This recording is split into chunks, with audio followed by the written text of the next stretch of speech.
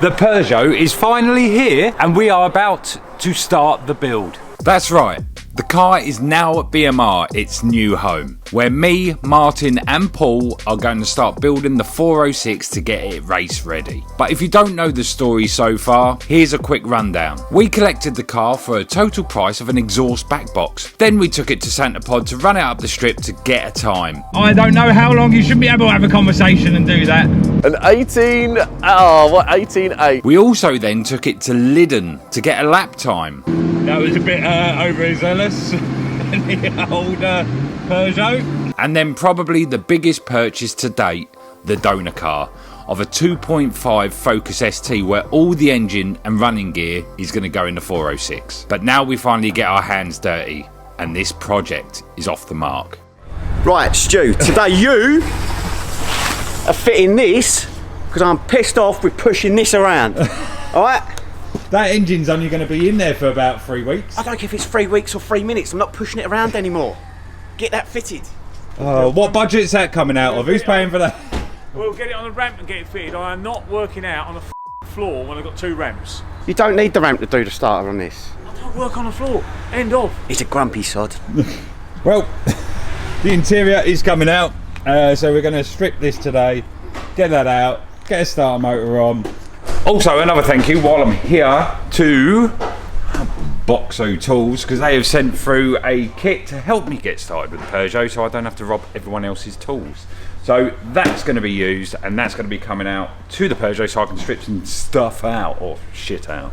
So there was one thing Paul did say to me, don't f the buttons for the windows. Well, they're f***ed. Yeah. So I'll get a bollocking for that. Oh, there he comes. I'll the buttons. Oh, you haven't? Yeah, I have. Why? Because I'm heavy-handed. Oh my God, the one thing I said. Well, you know, Peugeot Saturday turned into PJ Saturday, and this is what happens. Hey, that's family. Family. Yeah, I got told, oh, come down and help on a Saturday. Yeah, I'll be here at 9, 9:15, and then he rolls with a f***ing van that just about goes in the workshop, and I'm working on this. And then right, okay. he's gone, oh, don't worry, he's late because he's going to go and get coffee. Oh, that's nice for all of us. No. Well, I didn't know you was going to be here. Well, we said 9 o'clock. I drove all the way from Margate to be here. And you live round the corner. Yeah, well that's every day though. And you know what? It's not going to be easy to get a replacement either. Look, one thing I said to him, save the switches. If you weren't doing a PJ, you could have been on that door. Yeah. You can blame... I can't blame Stu for that really. I can't blame you for that. Me for the fan. I said didn't blame, you need to come in today? No, blame Katie. No, we can't blame Katie. I don't need That's it not till fair, May. is it? Pick on Paul Day. Notice everyone. I had backup there. I'm quite happy. Hang on, a Touch of Kent are sponsoring this video. So a bit of news. So Just wrap it out then. It's been repaired, so I don't have to worry about that anymore. It's done okay.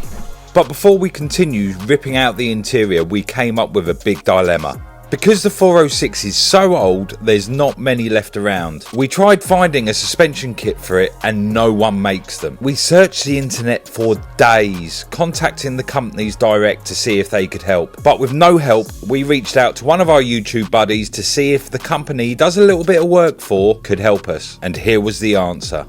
Right, so we have come down to Gaz because Lee invited us here, Mr. Lockwood himself, which you would have seen on our channel before. Basically, you've invited us down because obviously we were stuck with this Peugeot. We've told you what the cause is, but we've been struggling. Yeah, so we know about the project, yeah, know about what you're going to be doing with the car, yeah, and also it's a unique car, isn't it? It's a bit, well, you don't find them. I think there's 44 left on the road. And you were struggling to get suspension for.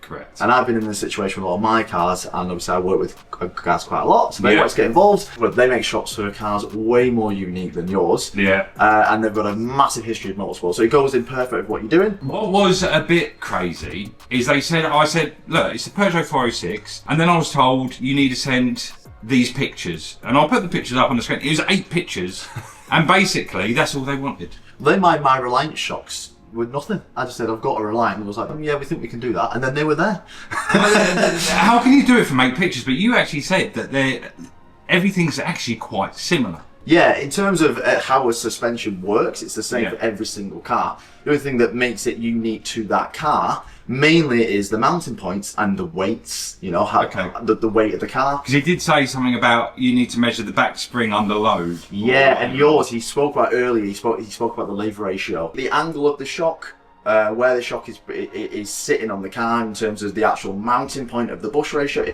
There is a lot into it, but the actual building of the shock itself is quite standardised in terms of how a shock is made, so we will show you. Got machines in there from the 1930s, CNC machines from the 1930s, all up to Haas, obviously, you know, Haas F1. Yeah. They've got Haas machines in there as well, so they have a huge range of stuff, and I love the history of some of the machines in there. That's the thing with Gaz, is that everything's made in-house, or British made, in here, everything. To little tiny little nuts that they put on the top for adjustment, they make everything here. So it's really cool in here. Yeah. I knew you wanted to do that. You're the wrong size to be walking around this place, you know that. Huh? You're like a door of a man walking around. And you've gone bigger with your fluffy Stay Puft the thing marshmallow is, jacket. I don't It ain't want- even that cold in here, bruv. Bruv. Fam. It's like walking around with a Stay Puft Marshmallow Man. Okay, so we're here in the same place, a few meters from where we were. Starting room. The starting room. So as you see, there's a load of tubes behind us, and that is basically how the shop starts here. And you might put to a picture of your shop, and that's how it ends here. So everything from that to this to the end shop, everything happens in this room. It does not lean. But So- it's crazy how it starts from that and then becomes. I'm still mesmerised by it. Yeah, to be honest. we're going to try and keep it as short as possible, Yeah. because it can get a little bit brain Yeah, muddling exactly. being in here. But we're going to give you a quick overrun of the journey that your shops took, basically. Okay. Look behind you on the sticker, the football sticker behind you. You're going to love that. Let me just make That can sod right off and all. I saw that. Maybe a few years ago, not now. No, I'm not having it. I'm here looking at shocks. I'm not dealing with people pissing on my favourite t-shirt, thank you. So that's how it comes out the CNC machine. So you can see it's threaded and it's been cleaned up, and you've actually got internal threads in there as well, and it's been stamped. This is where it gets welded. So this is where basically where it goes onto your car then. So that's how this happens here. So mainly you've got all the adapters and the brackets that get welded on. So you've got the anti-roll bar here, brake lines, ABS lines, and you actually get your adjuster welded on here as well. So this is where you will do your adjusting of the oil and stuff. So you get pull get put there, and that gets welded all in. We've not got that much going on right now, but all the ends will get welded on, and so you can see here the bottom hats are welded onto the bottom, so that will seal all the unit for the oil to sit in. And anything else that kind of needs welding onto the unit will happen here. This one's black, and that's because it's been coated already, and that's what we're going to go to next. So there's many rooms. We're going to another room. Another room. This is the new room. This is the new room. This is the new room. Go Yeah. there. Wait, let's go there. This is called electrodeposition or electrolysis. It's basically the transfer of one metal through an electrically fused substance to coat another metal. So you're basically applying another metal on top of a metal to coat it in. And then I had to do this on car SOS the other week, and I was like, oh my god, I forgot it. So when you first started, I bet you came and thought, oh yeah, it's just a shock. Honestly, I couldn't believe it. I honestly couldn't believe it. I was like, oh my god, like there's so much that goes on here. So can you show us the process of how or where it starts? Yes, and how it I'm going to do it as best as I can. We'll get marking if we feel like it's necessary, but I'll do it as best as I can. Lots of these are different types of acid or cleaning solutions, and that's just to basically remove all the grease and some of like the welding soap, whatever you want to call it, from the shock. I really want you to put your hand in one of them, Nick. Come on, like Terminator. That one, yeah. This is acid, hydrochloric acid. So that's going to basically strip it down to bare metal. This here, basically, you have a substance in the middle. I can't remember what it's called. Mark might be able to help. And you basically have zinc plates dipped in the solution, and then you have the shock in the middle. Basically, what happens is you will positively charge one of the plates, and you'll negatively charge the shock, and through that, the transfer of that electrodeposition, they call it, the actual metal gets sucked from the zinc plates, and it gets coated onto the actual shock. And then you actually have what they call the dyes. They're not actual dyes, but it's just another type of zinc coating which is coloured, and it gets basically same thing again pressed onto that. So is it similar to it? It's an anodizing Pretty, Right. yeah, almost, yeah, like anodizing bolt, very similar. Yeah. In fact, what that is what it is. It's like zinc coated. Oh, right. So when you take off bolts to get zinc coated, that's what they do, and they come out like a gold kind of flecky colour. Yeah. So you could do that in the red or whatever. Yeah. So here they have, I believe, it's a black. Is it just black and gold, or is it another one? Black, gold, and clear. And then they get basically oven. They get blasted in the oven. Pretty sure zinc corrodes 1,000 times slower than a lot of the other metals. So it's one of the best metals to use, really. So basically, that'll stop it from rusting, pretty much. It's a lot stronger than. And then they go to an assembly room. Yes, now is where the internals bit built up. This, I can't get better around this bit. So this is where the gas golds get built up. We have the monitures upstairs, which are pretty much for the race teams and the race cars. You have the gas adjustables in there, which are more the road shock. And in here, this is where the gas golds. So this is like the track cars are built, pretty much. Let's show them the pistons and the valves and the springs. Oh my, okay, so that's the piston. That's the piston assembly. So the piston will go up and down on the rods. The rod, that will, be fixed to the rod. This will be fixed to the rod. So basically, the main idea of how a shock works is you have two chambers, okay? And it's the flow of oil from one chamber to the other chamber. And how you get a stiffer shock is that you just restrict that flow of the oil. So if you have the oil moving from one chamber to the other chamber easily, the shock's going to be soft. Now you can use the adjuster on the side, and that's basically going to stiffen up the spring which is holding those two chambers apart of the oil. You're doing well. Basically. Now some are gas control. Oh my god, here we go. Some have two-way adjustability. So we have a gas canister, a separate gas canister. Now on those, it's the gas that is pushing against the oil. So the stiffer the gas, the oil is not going to come through to this chamber because the gas is pushing it through. But you can loosen that off, and then it's going to. Some are oil controls. Some have two oil. That was Mark calling, saying, "Do you want me to help you?" Yeah, we do actually need Mark. Yeah. It's restrictive flow. It's restricted flow. Yeah. It's restricting the flow of the oil. Restricting the flow of the oil from one chamber to another. Yeah. Simple. Yeah, it's pretty simple. As easy as that. Really, to be fair, all of this is easy. So that one's quite soft, Yeah. and then you wind it up. So all you're doing now is you're tightening that spring. That's exactly it. Yeah. Yeah. So the oil can't go around shutting the oil off. Yeah. Look, this is the one where they have the gas fighting the oil. You remember in the room Yeah. there? So this is the gas canister, and the oil's in there. So that's pushing against each other. So that, I'm guessing, is probably more race car stuff, isn't it? Yeah. But that is what he meant by the gas fighting the oil to keep it in one side, to keep it stiffer. I'm not sick. I've only been here 2 hours. But I yeah. know. Been here 2 hours. Learn everything. And now we get to see our own Gaz Gold coilovers, all finished and ready for the Peugeot. Also, Big Boss Man Mark comes over to give us a little bit of technical advice for when we fit them and how he would set them up. It's going to be a case of put it on, see how it goes. Yeah. Okay, a lot stiff on the front, stop it rolling so much, rolling the tyre. Yeah. Only got to get heat to the tyre. Front wheel drive car, understeer is built in, it's standard. Yeah. Dial that out, stiffen the rear up. So you give it 650s, might not be stiff enough, you might want to go heavier. Okay. Depends until you get on the corner weights, or get the car on the track, see how you want it to feel. Yeah. Rake in the car as well, nose down, rear up, make it light on the rear. If it starts pushing on the front, lift the rear up, drop the front more. If it starts too oversteer on the back, lift the front up, drop the rear. Transfer the weight around, front to back. This is why we've got BMR on board, because they set up race cars. So, for me, he's the one I'm going to say, look, you fit it, you drive it, and you let me know. I can only tell you Yeah. what a guide of how to go, you know? Yeah. But you might like the car really pointing on the nose, and you like a very lot of oversteer. Other people like it more neutral, you know? It's, Yeah. Each driver's different. But I can say is, you know, dial the understeer out, stiff on the rear, nose down, put a bit more weight over the nose, Yeah. go from there. All we need now is it to be fitted and driven around like a lunatic. So, I'll leave that to Paul, and then Lee, you pop down and drive it like an idiot as well. I'll drive like Well, it, yeah. I've seen Lee's driving, yeah. That's why they want me to come drive it, because, you know, put it through its paces properly, you know. Well, thank you so much, Mark, for No allowing problem. us down here and giving us an incredible bit of equipment. I can't wait to strap it on the car and see the difference it's made from the stock ones. What? It's going to be night and day, isn't it? Yeah. Yeah. Well. And now back to BMR. So with the seats, simple, 4 bolts. And 3 of them are loose anyway, so someone was going to die. Yes, here goes one. There's cables. There we go.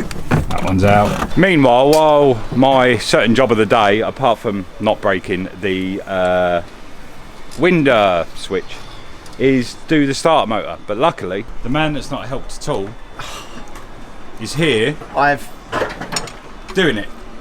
I'm a man that makes things happen. Well, you ain't made nothing else happen this morning. I've constructed the crew, have I not? No, actually, you didn't know Martin was coming. I did. I've been saying to him all week, you're coming up, you're coming up. He left it as a nice surprise for me this morning. Anyway, Anyway, I see what you've done with the switches, so I'm not going to let you do the starter. well, thank you very much. Thanks for your confidence. We have got to this state so far. Loads of water in there. Loads going on down there. But all of that is out. No idea how much it's going to weigh. but it's going to be a hell of a lot more. Because this is the shocking thing. Check this out. Look how high that now sits. I would definitely not Be taking that corner as quick as I did at Biddenden in its current position, because I could just see it just rolling over. It's going to be a very weird race car, because we do have this race car and that race car over there. but we are going to try and make it a race car. Here's the whole thing. But there's a few things that we've come across that we know that we're going to have to change before we carry on with fitting seats and everything else. But we will work it out. I think we're going to need a separate fuel cell for the boot, but we'll look at it time by time. We'll get there. The car will be epic. I'm saying to myself, it will be fine. We've managed to fill up a bin full of the interior. Now I'm going to show you. We've test fitted 2 seats. We have 1 seat for the driver. That's fine. The thing we were worried about was getting 4 seats into it, but obviously it's not fixed, but we did test it. We will give you a human test in a little while, but that has got enough room for driver, rear passenger, and then we've got to work out the cage situation. I think the front seat's way too big, but it is literally just as a test.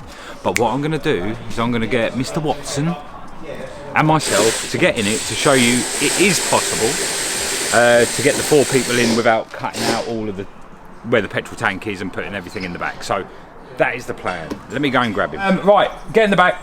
I'll get in the front. This is what it's all about. So, just to show, it can be done quite easily, apart from this seat's a bit big, but we've worked out we can go a notch forward and still be able to drive. But, have a look in the back. See the legroom? Look at this. Nothing. Not once you've got a bash out on as well, headroom as well, and legroom. We are there. The plan is coming into action. Oh, jeez. Dropped it. The good news is that was a worry. So we thought that we may have to cut out the floor. I may need help getting out. Because this is the... The seat. Try and see if you can bring the seat out with you. Hang on. There you go. There we go, you're out. So the biggest hurdle we thought we were going to have to get across is actually not a problem. No, it's not. So that's a good plan. We was thinking, oh, we might have to cut the floor, move the fuel tank, lower the seats down, but there is actually enough room for a half-size adult. And we need to get a cage in it as well. So cage, I don't know what process we're going to go from now though. It's quite... Suspension next, strip the Focus, get the engine out of this. Yep. And then it's fitment, well, build the engine first. We've got to find seats. So if there's any sponsors like Corbrew or who else is there? Well, we can't ask Recaro anymore. Can't ask Recaro. But Recaro, if you... Cobra. Anyone from there, or anyone that's willing to help with 4 bucket seats would be amazing. But yeah, so far it doesn't seem like it's going to be a massive problem. Not only that, the one thing that you are happy about. What, the momentous of Truthers? It works! It starts! I ain't got to push it anymore! So we are going to end the video there. We were going to test fit the suspension, but by the time it's got to what it is now, the interior is stripped. it's everywhere, so we're gonna have to sort out a bin man money or something. But yeah, so next time you'll see us, we'll have the Focus here, where we're going to strip out a load of the stuff off that, start selling the stuff from that Focus, take out the engine, everything else, and probably take the engine out of the Peugeot, also get the suspension on the car, because, not being funny, look how high that is sitting now. So yeah, it looks a little bit ridiculous, but it is what it is. It is the start of the project. Really excited, everything's coming together. All I can say is like, share, subscribe, let everyone know about the build. It's all for a good cause, and just follow the journey. It's going to be absolutely insane, and I'll see you in the next video. Kick it, rendezvous, make some time for me and you, get you over, treat you right. We vibing like